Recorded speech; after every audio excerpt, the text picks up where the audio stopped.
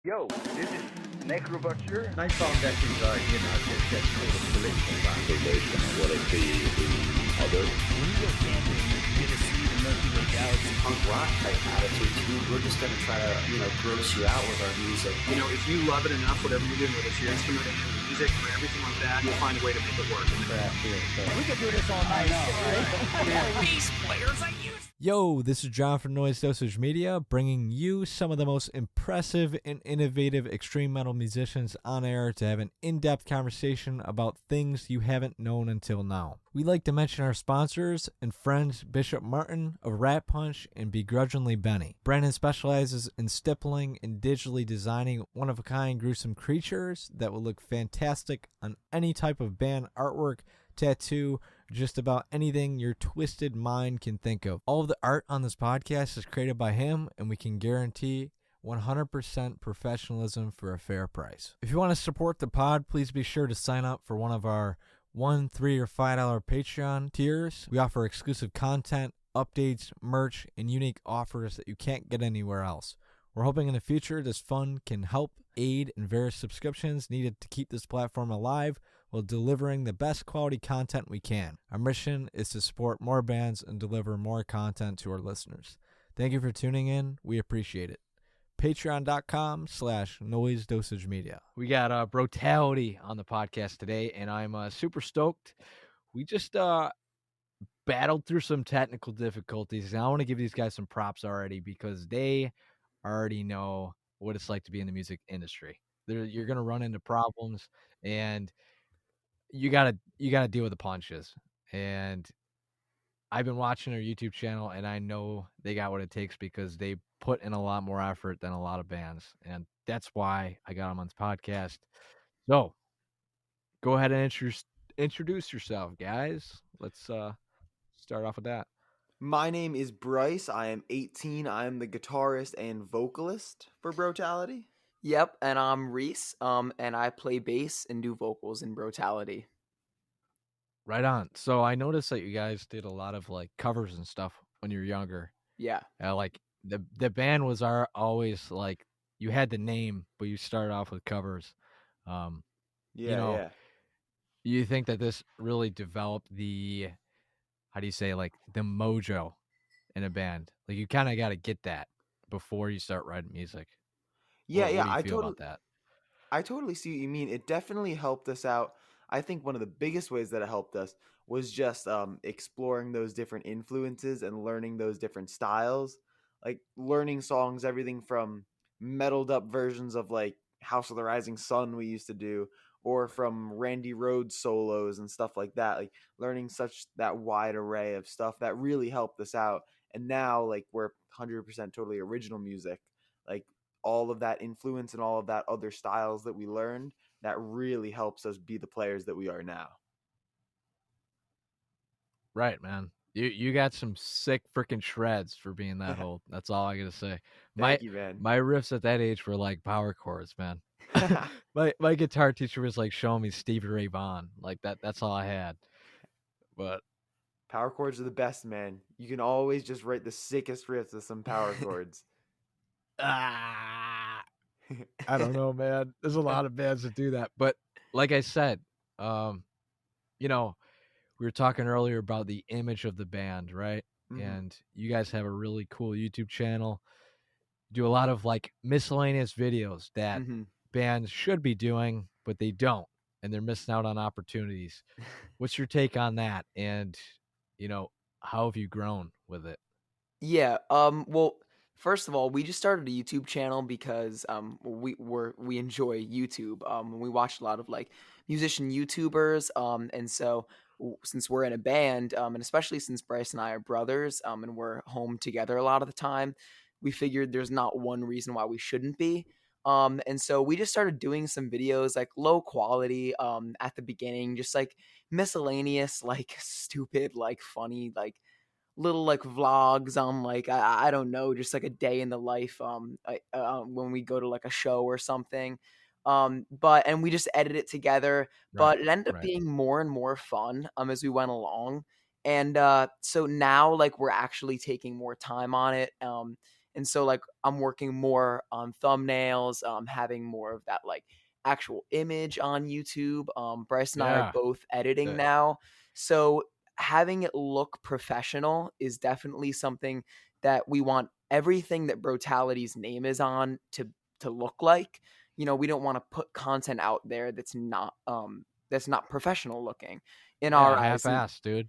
Exactly. Yeah. And so with our YouTube channel, I think we've really tried to step it up on that, and we've learned a lot from where we've started. And yeah, I mean, I think every band should be doing it. Like it's just it's so much fun, but at the same time, like music industry nowadays is not where you go to the record store and pick up a CD and look at the artwork and say, "Oh, this is sick," and then go listen to the music at home, never knowing what the artist looks like. Like it couldn't be more different now. If anything, it's the There's opposite. a small percentage. There's a small percentage of people that do that. Exactly. And like I said, if anything, it's the opposite. It's I mean, you look at guys like Jared Dines and like he's bigger, like his popularity is from his YouTube channel primarily. And the band is almost like a secondary thing, and the YouTube channel is like the primary thing.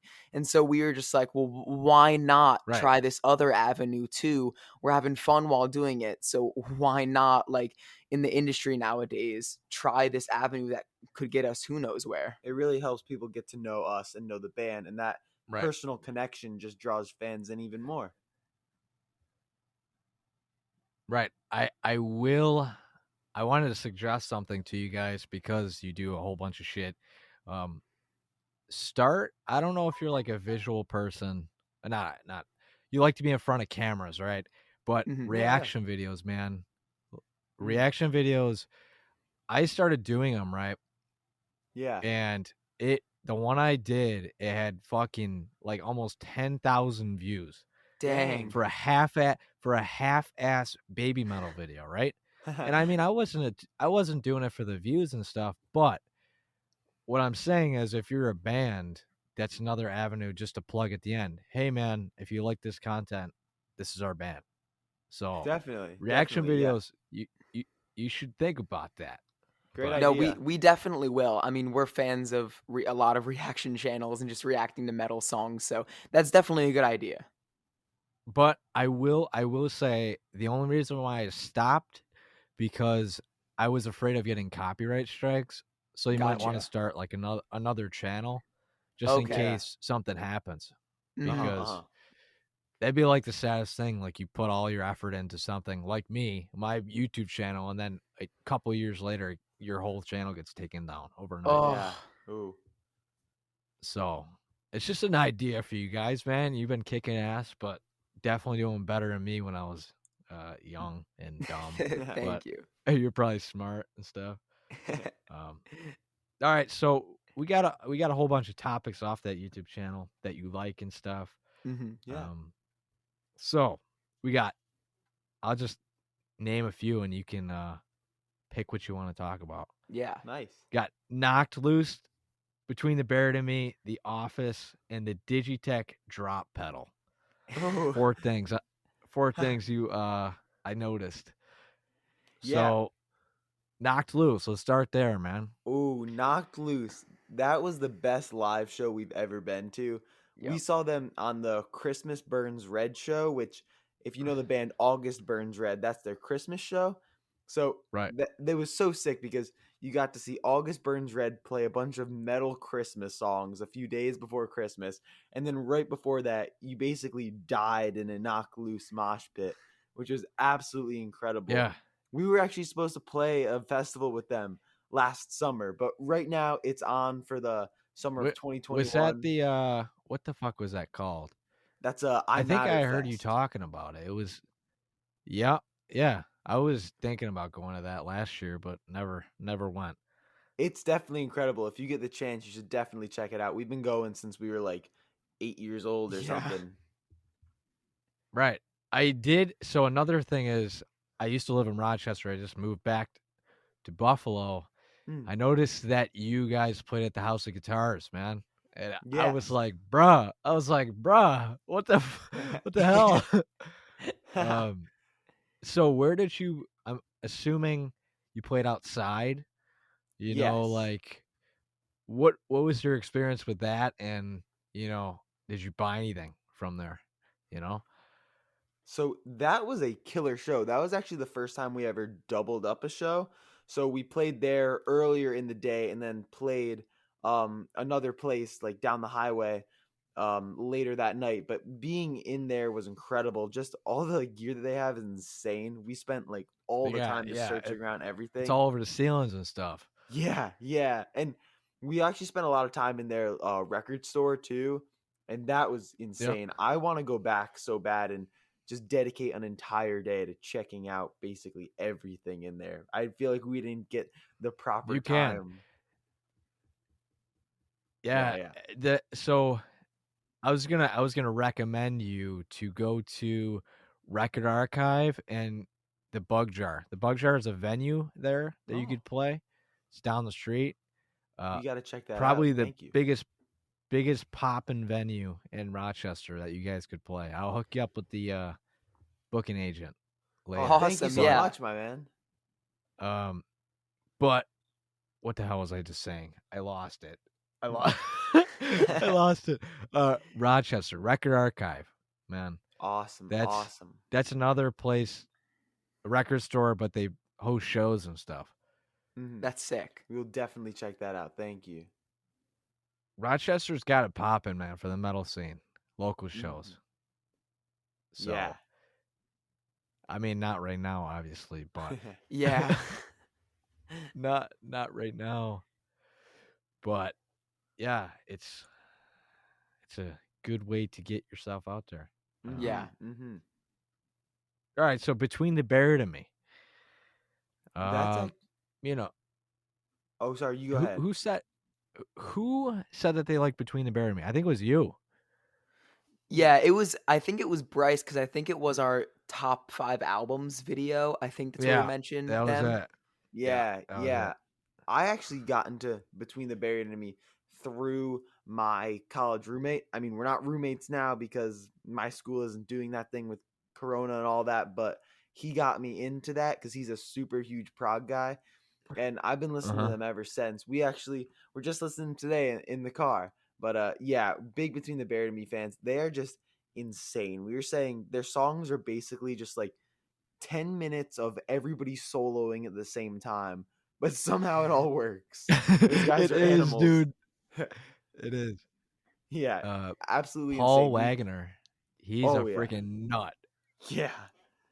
Absolutely insane. You got to see him. Look up to those Did guys you say so much. you saw him live or no? We haven't had the Did you say privilege. Dude. Yeah. Watch him. I mean, live shows like through the computer is even insane.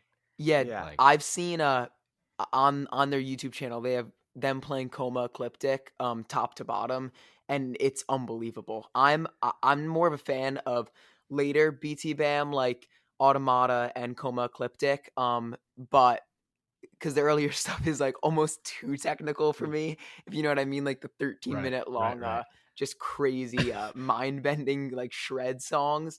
But yeah, I know what you mean, like even just online, even though it's not obviously in person, it's might not be even half as good, but still having those videos of like live shows, I mean, there's plenty of times where I've been downstairs, like say running on the treadmill, watching like hardcore shows, like watching Knocked Loose, like live video, like banging my head on the treadmill, like throwing my fists in the air. Like it's just the best.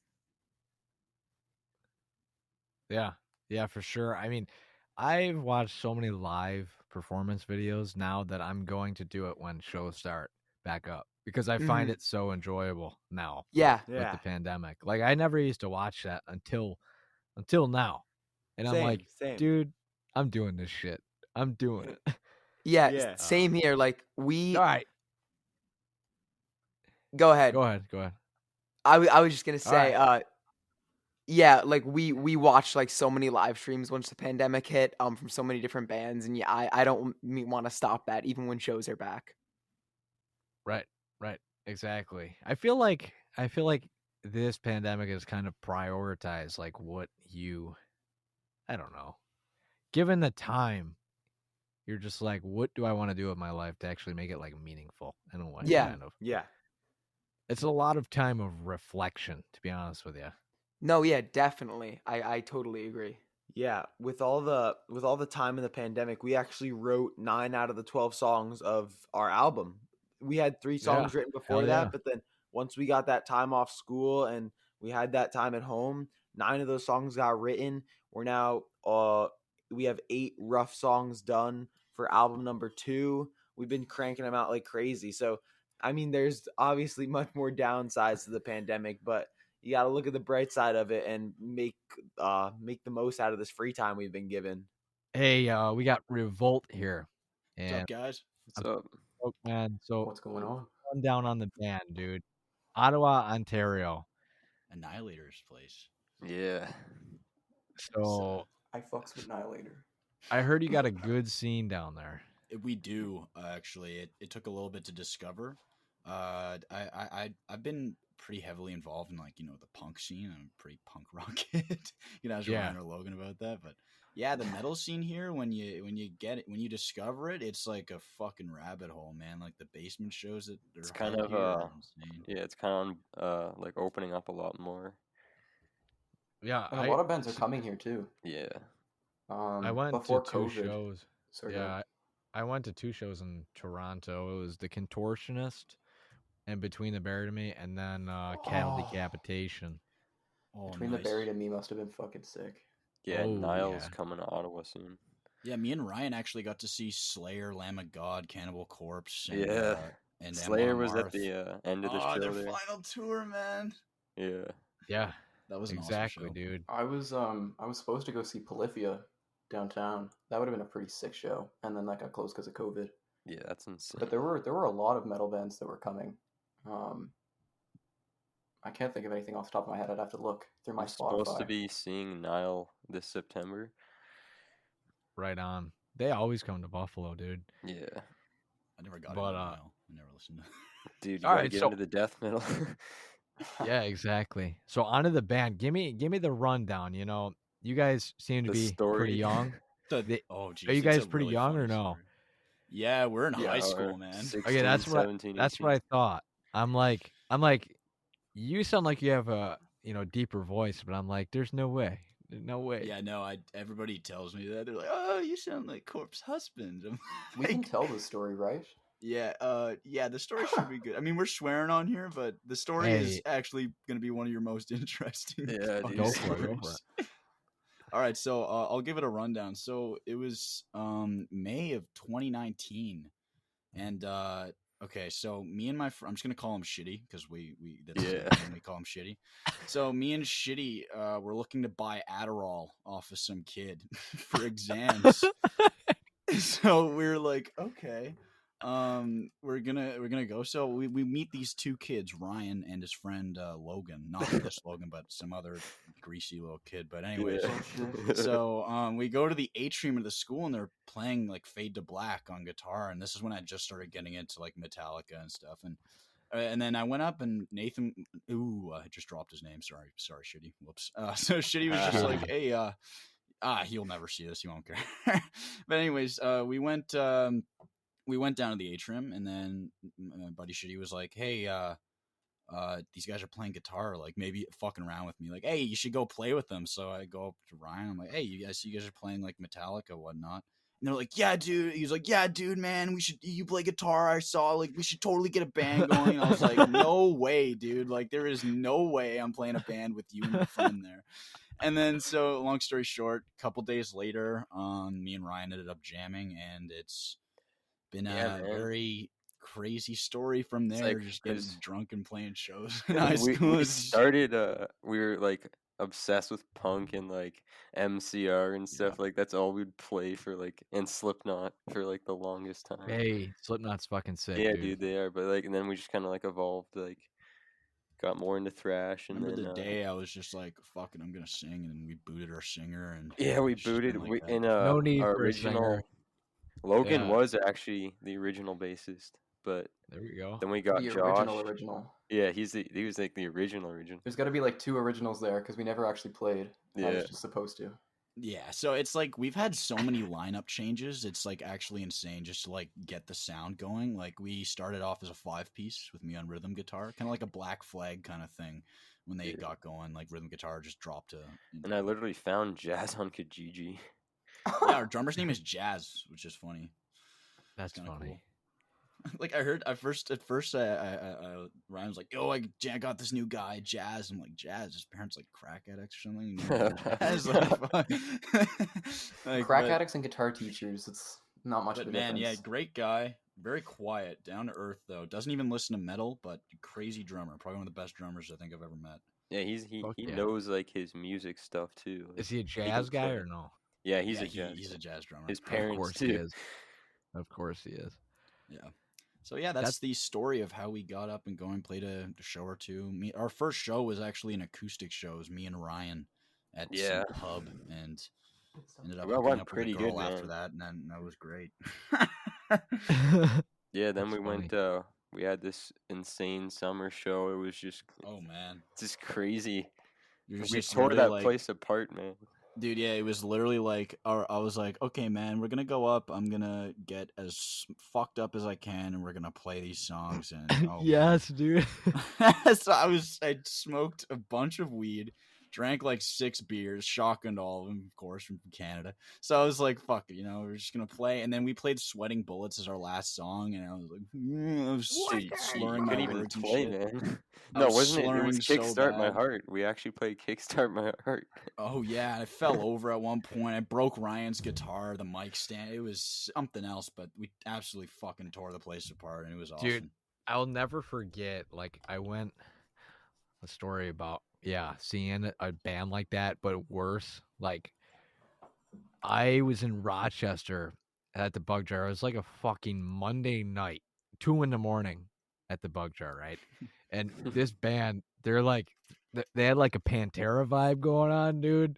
And they were doing like flips and shit with their guitars. I'm not even kidding. Like their full body, jumping off the stage, dude. Like, I wish I got a video of it. There's like 2 of us there. It was so funny. But I feel like those shows are the ones that you always remember. Oh yeah. Yeah, like but we played it pretty well. Like I was getting gradually more fucked up as the show was going on. Like I was drinking while we were playing. We're not endorsing underage drinking here, by the way. Canada, it's a little bit more free, but it's, they ought to get that shit right in the United States. Yeah, they ought to fix that. Well, Quebec, like 5 minutes, not even 5. Sorry, 25 minutes from here. 18 is the legal drinking age. Yeah, so I know. It's like. Well, when I was younger, I used to go over the border and go to the casino just to drink because I was like, man, I could. What'd you say? Lac Limi Casino? No, I don't know what the fuck it was called. Right over the Niagara Falls border. I was like, if you're saying Lac Limi Casino, I was like, that's like 20 minutes from our where we live. No, it's right over the Niagara Falls border. There's a whole bunch of like touristy stuff, but I love coming to Canada. Yeah, it's like it's so nice there. Oh yeah, Niagara Falls is nice. I played a hockey tournament up there as well. Isn't the casino just called like Niagara or like something on the falls? I don't know. Something cool. I know that. I know it's got some kind of cool name. It's better than fucking Lac Limi. So it seems like you guys have like a little young band Instagram like cult, to be honest with you, because you guys all follow each other, and like the second I interviewed one of them, like there was a whole shit ton of these young bands like, hey man, let's do something. I'm like, so this is something here. Sorry to cut you off, but like this will make a lot more sense when I explain it. So basically, all the Canadian bands, we made a huge group chat, and we're like, guys, this is how we bring metal to the forefront. And now that's what I'm talking about. They're from the States, but yeah. Yeah, so like we start not hooking up. God, whoops! I was like talking to like other bands, but Invigorator was one of them, and I saw that. I mean, as much as me and Milo do not like each other, you're like, I still respect the band. Yeah. Well, it all started with something. He's going on with Ryan, and I get to stand up for the people I care about.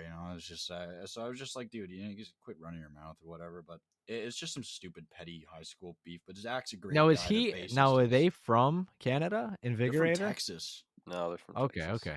All right. Yeah, so they're big Trump guys, and that was our main like divider. Dude, Hey, it doesn't politics matter. are, It doesn't matter what politics side you face. It's just a division mechanism. It oh divides yeah, the it's people. like It doesn't matter what you choose. it was just like I mean I'm pretty strong in like our music is really politically attacking. Like you Right, can right, ask right. anybody, and like Hey that man, group, that's you can ask thrash metal, dude. Invigorator, like. Oh yeah, like Every our thrash. new single "Devil's Salesman" is literally just about it's just a mockery of Christianity. I wrote I the mean, whole not song all in of my it. head. Not like all of our songs, Well, like "Order for Destruction." That's like that's about the that's a battle. cool the Battle of Gettysburg. Yeah. That was a good one. Hey man, you got to speak your mind, man. That's the best thing about music. Don't matter Yeah. what the fuck you want to say. Yeah, you know? I remember coming up with that song. See, the song changed a lot. So the original idea, I was sitting down in English class last year before COVID, and we were watching the movie Remember the Titans. You know the one with Denzel Washington? I feel like I have, but I don't know. It's like the football movie during segregation, I think. Yeah, I'm drawing a blank. Well, I on that remember one. Bryson. You came up with the riff when we were like messing around in guitar class or something. You said it was like some black metal riff. I was like, this is how you play black metal. And then Ryan was like, hey, that sounds like shit. Maybe you change it around. And I was like, hey, it turned into a riff. But yeah, the whole idea of the song came from a quote from the movie that I wanted to use in a song, but we didn't end up doing it. So the quote was, oh geez, it's like, with malice in my heart, I killed my brother, and it's like hatred destroyed my family or something. I'm like, wow, that's like really powerful. Man. I Deep. could base like a song That's around deep, that. man. Yeah, and it was like I was like, okay, kill you, and then that's where the lyrics like, once your friends, now enemies, like marked by graves, follow your needs. I haven't covered the song forever. The lyrics are on my phone, but yeah, and then I wrote all the lyrics to the song in a notepad my ex-girlfriend actually had. She was chilling at my house, and I was just like, hey, can I borrow something? I've got a lyric prompt. I wrote the whole song in one fell swoop, and Hell then yeah. we ended up breaking up, and then I asked her, hey, could you send me like the lyrics? I ended up getting blocked, and yeah, so I lost the original prompt of the song, and I was like, fuck, man, I gotta rewrite the whole thing. So yeah, that's how the song came about. And actually, like on the way to the studio, like there's a little interlude part where it's like just a clean guitar. I wrote that in Logan's car on the way to the studio, which is really funny. On the way, dude, I used to go I came up into with the riff studios in my and just head. write shit there. Yeah, I literally came up with the riff in my head on the way there. I was like, we need a melodic part in the song. Came up with the riff in my head and played it as soon as we got there, and it worked. And it oh man, it was. Sometimes I feel like sometimes the music that is, you overanalyze it sometimes. Fucking, it ruins everything. Yeah, I wouldn't say we're actually gonna re-record it. I wouldn't say it ruins it, but like you're not as excited about it because like you overanalyze. Yeah, it kind of like tarnishes the excitement. Yeah, I get that. So like we are gonna re-record that song. Like we had no idea what we were doing. I should have listened to Logan. We recorded guitars and bass first, and no metronome. Hey, dude, you gotta do it. Dude, you gotta do it, man. We ended up sharing the raw file demos. through Google Drive to upload through DistroKid, and Google Drive really compressed the .wav file, so the drums sound extremely quiet on the song, and the volumes keep changing. Oh, jeez. But anyways, I'm still proud of it as a song. It did pretty well. Like we got almost 5,000 streams on it, which was pretty nice. That's sweet. Yeah. That's making moves, dude. Yeah, I ended up sending it to like a bunch of like distribution companies in not distribution companies, just like record stores in Brooklyn, which was a big thing. And then we got added to a compilation playlist on Spotify. And then our like main listeners were from Brooklyn, New York, which was really cool. I was like, wow, me hitting the pavement and just sending it to everybody there. It worked. Yeah. That's cool, man. I like I said, I messaged you earlier about how I had something on my mind I had to talk about. You got to listen to this podcast I'm releasing. I already did, but it's me basically ripping into people ripping off bands, dude. And I've never had Oh so my much goodness. fun just talking about it. But yes, you're doing Yeah, you're that's doing what, it the right way. that's what we You're were. going straight to the source.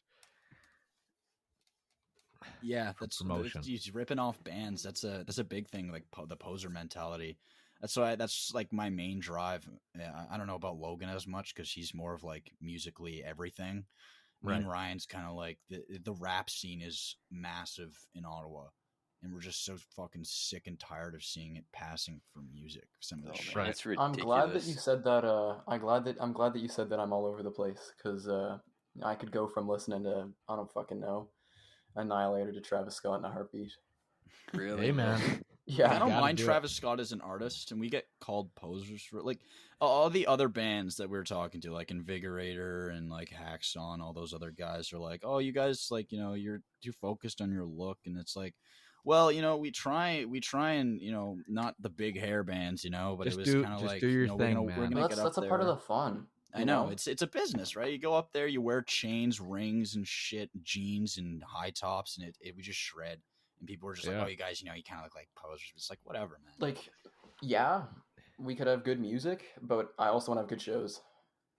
Yeah, the biggest advice I give to younger bands is like, don't really worry about what's going on in the scene, dude. Like, just do your own fucking thing. Like, Exactly. because the second like you compare people, it's a downhill fucking battle with music. Oh yeah, that's why I kind of noticed with these bands, like don't get me wrong, I love the guys in Hacksaw and some of the guys in Invigorator, but I think there's just kind of like that tension in between, like which band is better, right? And oh God, it's oh yeah. boy, you got to release like fucking the next Dragon Force song. Yeah, we're almost done recording Devil's Salesman. I think that will be our best one. That's my favorite song off the EP that's going to be coming out. It's just a song about who Kenneth Copeland is. I don't think so. Wait, how do you spell the it? televangelicist, I think it's called, like evangelicals and whatnot. It's like I kind of based the song off of Leper Messiah a little bit, like the lyric "Give me money, give me green, in heaven you will meet, make your contribution, get a better." It's kind of like the song is about. It's talking about how Christianity and religion is kind of painting other things as evil, when realistically the whole organized religion thing might be evil itself, and you're just turning a blind eye to it.